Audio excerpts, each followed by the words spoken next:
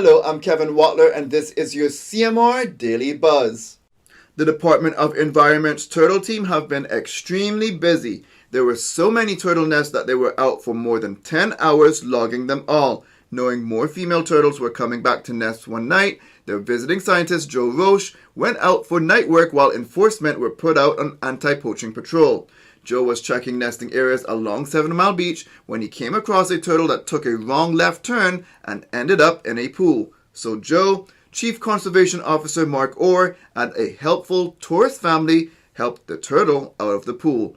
She then made her way down to the beach. DOE is reminding those who have homes or businesses on the beach that non-turtle friendly lights can disorient adult turtles and hatchlings. Therefore, you're asked to upgrade your lights to turtle friendly lighting.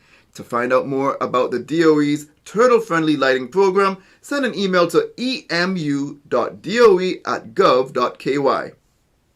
As of August 1st, Fidelity Bank has rebranded itself as Proven Bank after being acquired by the Proven Group earlier this year. The bank claims that its rebranding will strengthen its infrastructure to provide funding for major development and corporate projects through Cayman, affording opportunities for Caymanians employed with the organization. They are expected to remain open for business as usual as the transition and rebranding are completed. They also stated that an evaluation of the business for efficiency and compliant structure will also be taking place.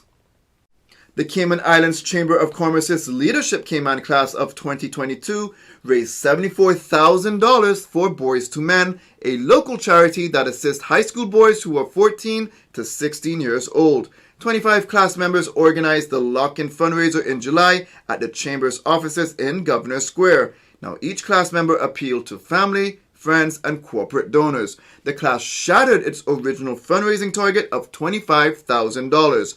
Boys to Men has grown significantly since school counselor Christopher Murray established it in 2009. He noticed many young men who were drifting into trouble because they lacked strong male role models.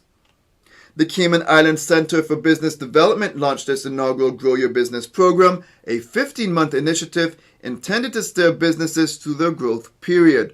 Now, 19 small Caymanian businesses representing a diverse array of consumer-facing products and services, including jerk chicken, real estate, beauty, and air conditioning, among many others, were chosen to participate.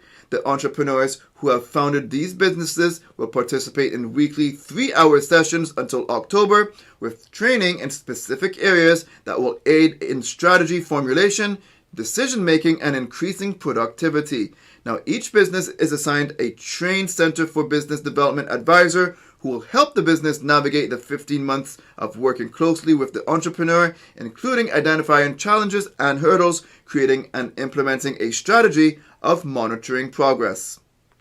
Grand Cayman liquor license holders, including those with music and dancing licenses, are reminded of the upcoming annual liquor licensing meeting, which will be held on September 8th. Liquor license holders who are seeking to renew their license are reminded to submit the renewal application by 4 p.m. on Tuesday, August 9th, to be added to the meeting agenda. Renewal applications can be completed on the Department of Commerce and Investment website.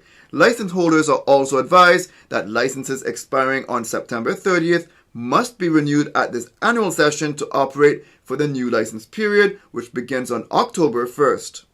Police continue to look for Luisto Eusebio Hernandez in relation to firearm offenses. He is considered armed and dangerous and should not be approached. If seen, call 911 immediately. The search is still on for 2 missing men. 53-year-old Noel Paul Manning has been missing since June 24th, and 26-year-old Adrian Williamson has been missing since July 6th. Now, you are asked to contact your nearest police station if you see them. Anonymous tips can be provided directly to the RCIPS via their confidential tip line at 949-7777 or via their website. More information on each of these stories can be found at caymanmallroad.com. Now for your CMR weather update, it's brought to you by WG Charters. The sun rises each weekend morning shortly after 6 and sets just before 7 each evening.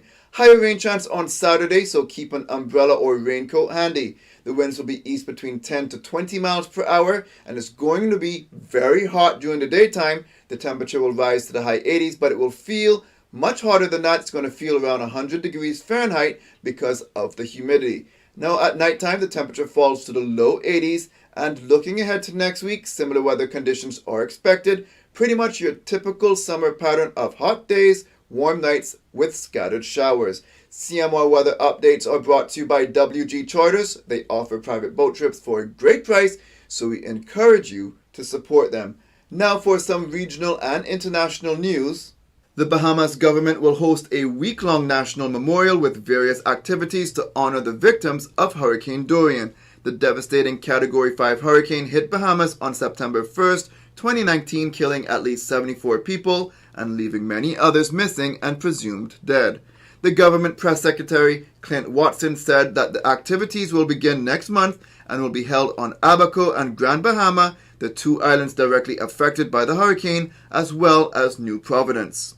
Jamaica has confirmed its first locally transmitted case of monkeypox, bringing the number of monkeypox cases confirmed on the island to 3. Jamaica's first local case comes a day after the U.S. declared monkeypox a public health emergency. Health and Wellness Minister Dr. Christopher Tufton said the case was confirmed on Friday and was apparently contracted from someone locally. As of August 2nd, more than 25,000 confirmed or probable monkeypox cases have been identified in 83 countries.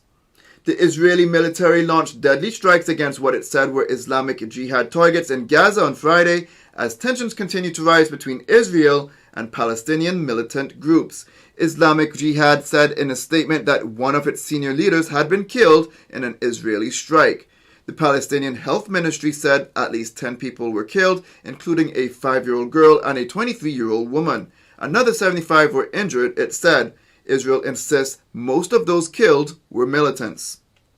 A Texas jury on Friday ordered Alex Jones to pay $45.2 million in punitive damages to the parents of a Sandy Hook Elementary School shooting victim, a day after deciding the InfoWars host must pay them $4.1 million in compensatory damages for the suffering caused by his lies about the 2012 massacre. Now, punitive damages are intended to punish someone for especially harmful behavior. The jury's decision followed expert testimony from forensic economist Bernard Penegill, whose testimony was intended to give jurors a picture of how much money Jones has and, by extension, how much it would take to punish him for his behavior. Penegill estimated that Jones and his companies are worth $135 to $270 million, an amount his defense team disputed, and said that Jones and his companies made more money after being deplatformed by several social media outlets in 2018. Jones has maintained throughout the trial that his company suffered losses since he was removed from the sites. That's it for now on the Daily Buzz. Thanks for joining me. Please stay safe and God bless.